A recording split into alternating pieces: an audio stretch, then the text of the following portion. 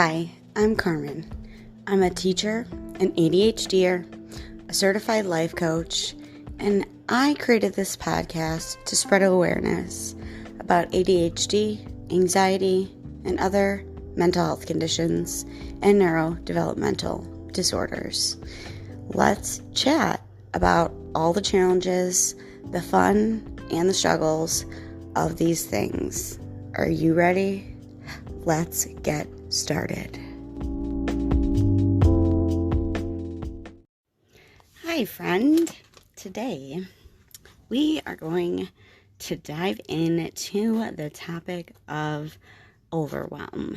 I'm hoping to keep this at just a one episode part, but it is seeming that there are a lot of things that contribute to overwhelm.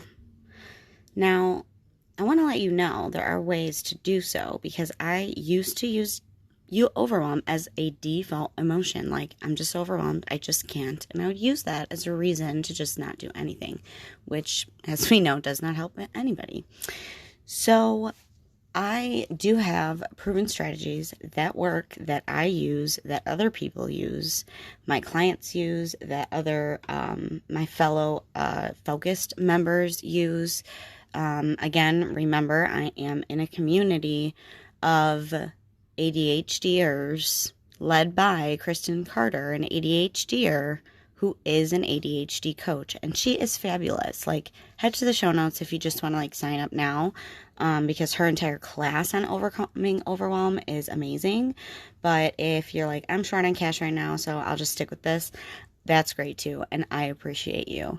Again, I really want to say that I appreciate you, and I appreciate you continuing to listen to this episode as I tell you that overwhelm is just a feeling. It's not a fact. It is not arguable in a court of law. It is a feeling. Overwhelm is a feeling. If you notice what happens when you start to feel overwhelmed, your brain starts doing this thing, which I love to call just going so floopy, like it's just spinning around, jumping from one thing to the other, just being a bouncing ball from place to place. So that is usually, it comes from something, right? It doesn't just appear in your brain. It comes from thoughts that you have or a situation that happened. So my goal over these next two episodes is to help give you the power, hopefully one episode, to identify. I want to give you the power to identify when you're overwhelmed, why you're overwhelmed, and how to start managing the feeling of overwhelm. And to kick the shame and guilt to the curb, because it's not our fault, my friend. Your brain is different, but it's powerful. So it's not our fault. So let's get started. So for fun, I decided to just Google the definition of overwhelm, and there's three different ones it gives. It says bury or drown beneath a huge mass, defeat completely. I think that is the one that I resonate with, feeling completely just defeated, spinning around, want to just lay on the floor and go to bed. And then give too much of a thing to someone else. So they were overwhelmed by my farewell messages. So someone else being overwhelmed by something. Anyways, I thought that would be fun because really, what is overwhelm? And how and why does it happen? Why do we as ADHDers feel shame or guilt when we're overwhelmed? It took a really long time for me to constrain the reasons, in my opinion, for overwhelm. And so I have it into 4 categories, and then I'm going to go over ways I use and that proven strategies that I have read about to manage it and sometimes overcome it. So the 4 defining reasons, in my opinion, is the expectations of society. period, and then in parentheses, especially for women. The next one is the shame of saying no. Saying no, yeah. And the next one is executive functions with our analysis paralysis, which is in one of my earlier episodes. And the last one, reason that I have is the comorbidities that come along with ADHD, such as anxiety or depression. So, overwhelm is a feeling. In a previous episode, I help you get through a situation that causes a thought, which causes an emotion, which in this case is overwhelm. What are the results of overwhelm? Well, for me, I spin in my head, I freeze, I don't really get anything done, I jump from task to task, I distract myself, I do procrastivity work, so instead of doing the important task on my to-do list, like writing the lesson plan, I will go do all of the laundry, dust, and, do all the dishes. So what about you? How do you deal with it? Think of the last time that you felt overwhelm, really, and journal about how it happened and see where it came from.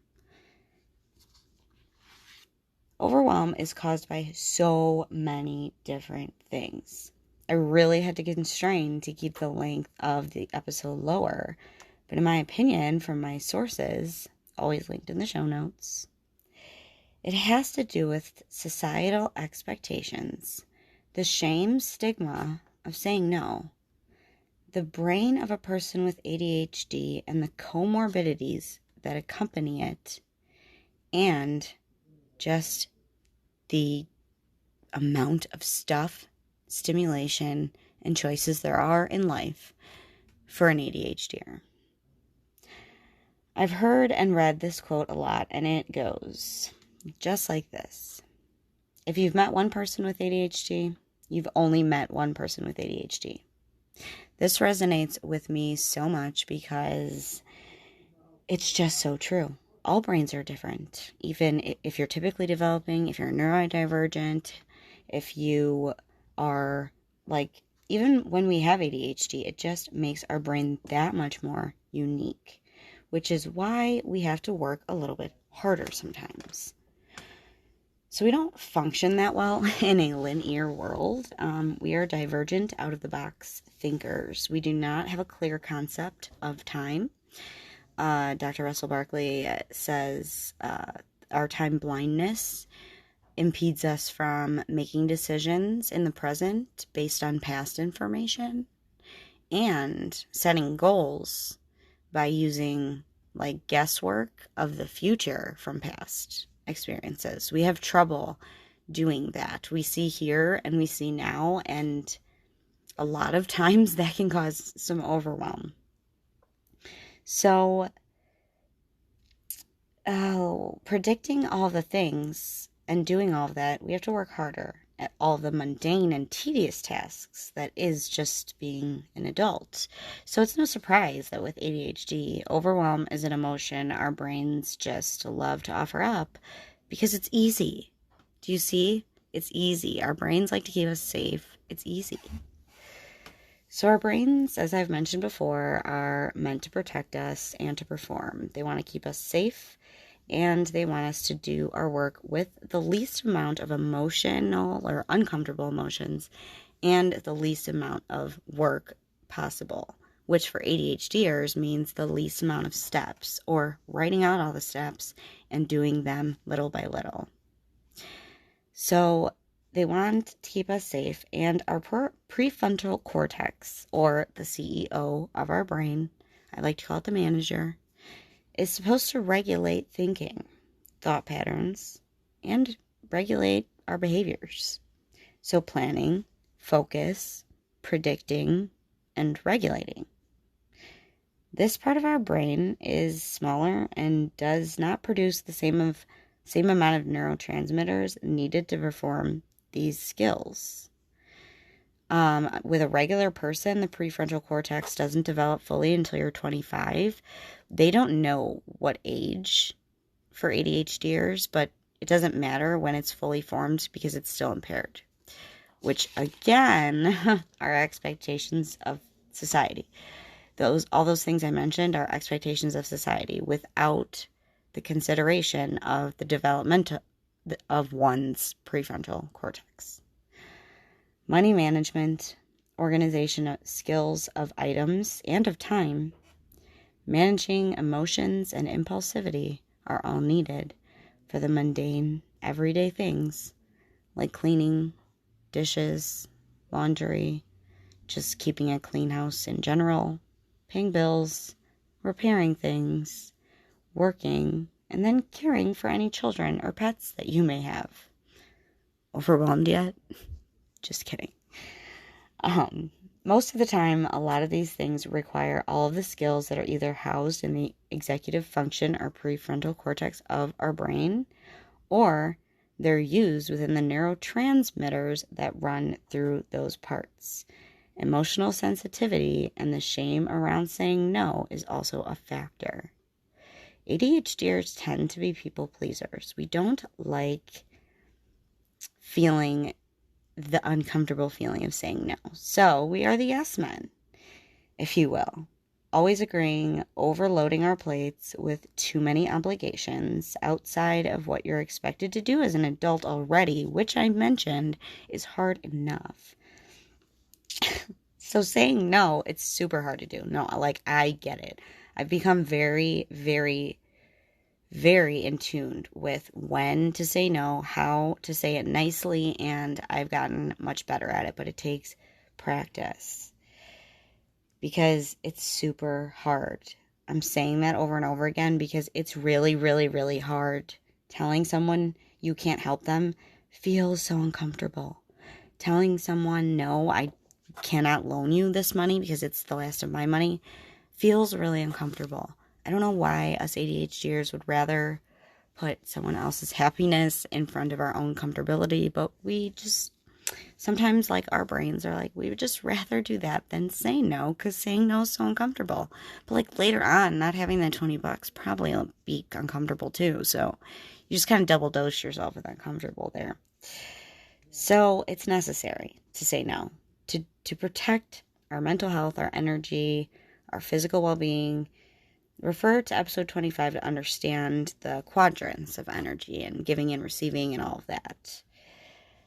So I know it also feels super shameful when you have so much to do that your brain goes into this shame spiral of not starting because you don't know or don't think you know how to start or how to do something, so you can't even start.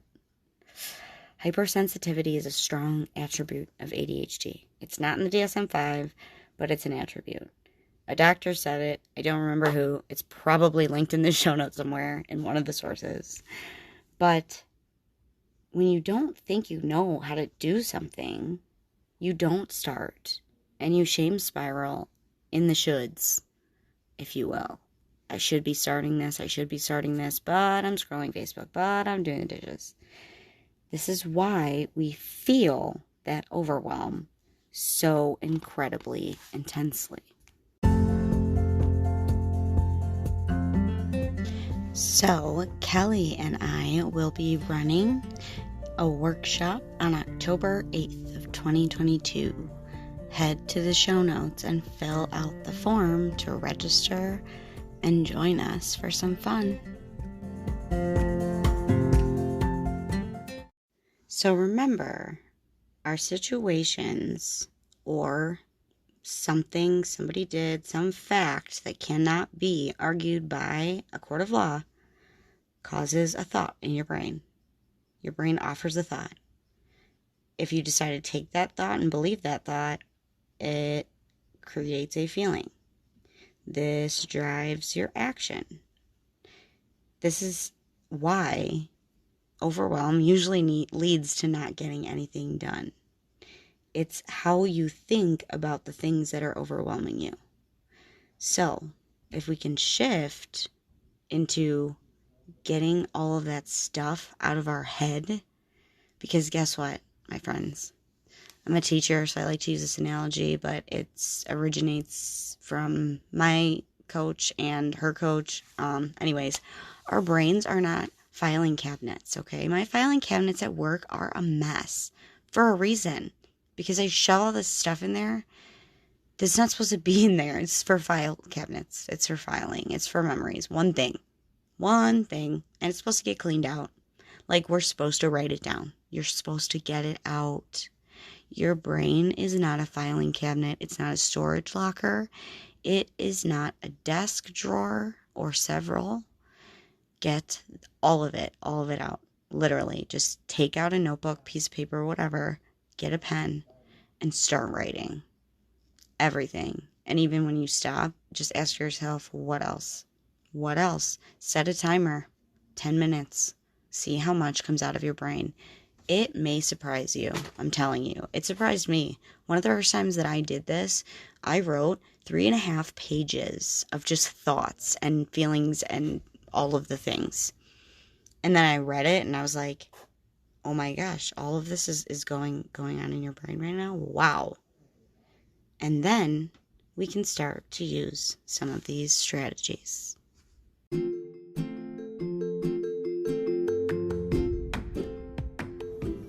Hi friend, are you looking for a little more support for your ADHD or something else in your life that's a big struggle?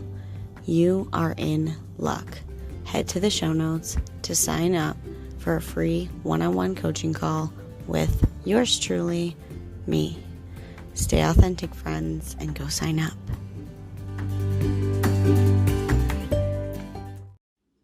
Friends, our executive functioning is impaired severely.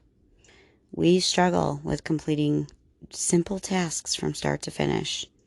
We also procrastinate sometimes for the adrenaline. So refer to the quadrants episode in Major Brain Hacks Time Management, I think it's called. We use the red zone in an unhealthy way.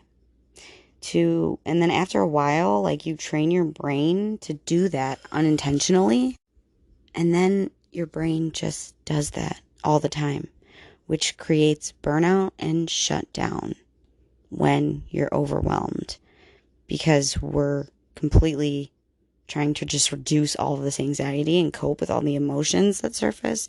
We just shut down. So stop fixating on the past failures. Stop trying to learn everything. I knew this wasn't going to be a tips and tricks episode, because it can't be. I can't give you the tips and tricks on how to stop feeling a certain way, because overwhelm is a feeling. But I can teach you that overwhelm doesn't have to take over your life. Overwhelm can be something that you can manage. The way you manage it first is by getting all of it out of your brain. I'm repeating for emphasis. Get a piece of paper. If you're feeling overwhelmed right now and you click this episode because you're feeling overwhelmed, literally go get a piece of paper right now. I'll wait just a couple seconds. You could even pause it. But go get a piece of paper. Go get a pen. It doesn't have to be a pretty pen. Just grab a pen and start writing. And then when you feel like you don't have anything else to write after 5-10 minutes, just ask your brain what else a few times. And then read through it. Read through it. Decide what thoughts you want to keep. What thoughts do you want to throw away? What things need to go on a to-do list? What things are questions you may need to ask somebody? What are thoughts that you might want to delve into deeper? What are some of the emotions you see popping up? How might you take care of yourself right now? What could you do to lessen the overwhelm? Is there anything that you can take off a list? Are there any thoughts, again, that you can throw out to get rid of that feeling of overwhelm? Or can you identify the real feeling coming up as you see it clearly on the paper that you've written? That's the start of overcoming overwhelm, is to get it all out of your head and then organize all of those thoughts, because your brain is not a storage locker. And if we spend too much time in the red zone, where we are getting all of these things done, but we are never taking time for ourselves, we will burn out, we will get sick, we will not be able to help anybody. It will not be helpful to you or anyone around you, really. It won't be helpful to anything. So get it out of your head. Then, after you've done that, if you have the mental energy to do so, if not, just stop there. If you are so overwhelmed and you notice that there are a bunch of valid facts on that paper for reasons why you should be tired, overwhelmed, or whatever, please, self-care. Recharge your emotional energy. Do things for you. Count your wins. Be kind to yourself. This is not your fault. It's not your fault. Science says that this all starts with dopamine. Parts of the science behind why this happens is ADHD sometimes results in what they call a motivation deficit. It's something that researchers have linked to the dopamine neurotransmitter because it's associated with motivation, memory, and reward and pleasure pathways. So like doing the thing, deciding to do the thing, getting ready to do the thing, starting the thing, remembering to do the thing, and then doing it for long enough to get the reward for it. We have problems with all of those parts of it. So following it through to completion is pretty much impeded. Our working memory isn't so great either. And the irregular dopamine receptors tend to have a motivation reward deficiency. So not only is our motivation for like doing something really, really like not there, but the reward that we feel for doing it maybe like just not even, like you won't even be able to feel it, which makes it feel excruciating to do. So make things fun. Make things fun. I dance when I do the laundry. I listen to podcasts when I do the dishes. I watch my guilty pleasure TV shows when I'm folding my laundry. And when I'm folding my things up for school, my wind down activity is listening to calming music. And this means I can explore new music or explore new podcasts. When I exercise, I get to listen to my favorite pump up the jam songs. Find ways that make it fun for you. So the next steps may feel kind of like duh, but we need to be reminded. So first, get a grip on the emotion. Now, put the to-dos on a calendar, the phone call, the paper, the whatever it is, put it on a calendar, and then just do it. If you're having a hard time just doing it, like I said, make it fun or change the scene.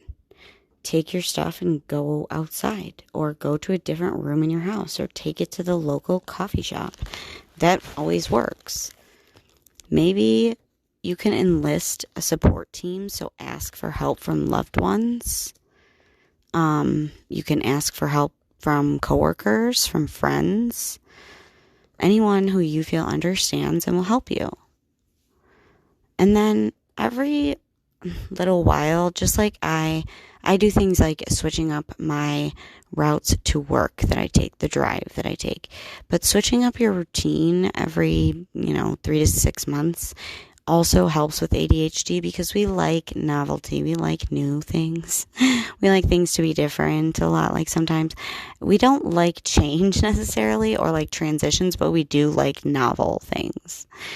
Also, when you are planning things and you think something's going to take an hour, plan 2 hours for me, okay? Because that's probably how long it will take because of that time blindness. And then just keep breathing and keep doing it. And manage things as they go along. An episode on organization is coming soon, but Right now, that's not the time for that, but manage some of that stuff. The mail. Have piles for the mail by your door, please. Like trash it, or it needs to go here to be paid, or it needs to go here to like be filed or whatever. Okay. And like do things like the 15-minute tidy I do every day to make sure that like I'm not just coming back into my work and workout space and it's a mess, because that also causes overwhelm, is having too much GD stuff. We have too much stuff. And I just quoted Kristen Carter because she is just so right. We have too much stuff. Living more minimalistic also helps here. The last piece of advice I'm going to give you, and I have made this into a 1 episode, so hopefully I did not just put part 1 on here. I'm just going to delete that, but I digress. The last part I want to say here is eliminate the shame, my friend. Especially when you're reading through that thought download. They're just thoughts that appear in your brain. They just appear there. They just pop up. You get to decide whether you want to believe them or not. If your brain decides to tell you that you're a stupid idiot who can't do anything, you get to tell your brain, like, okay, thanks for that, like, funny thought or whatever, that mean thought. Like, I call that my mean girl brain because she is mean sometimes. And so sometimes I'm like, thanks, mean girl, but I'm just going to pass on by. I am not going to believe that thought because it's not true. It's not true. I'm not stupid. I'm not an idiot. And I wouldn't be giving this podcast out if I felt that way about myself. See, you can't do hard things if you feel bad about yourself. So, eliminate the shame. Be kind to yourself because this is not your fault. And get at me on Instagram at Authentically ADHD _Carmen. I race. And sign up for the workshop in the show notes. Also, join the community of Focused. There is a ton of support there too. My community has support for you, and so do they. And I wish you the best with your day. As always, stay authentic, my friends.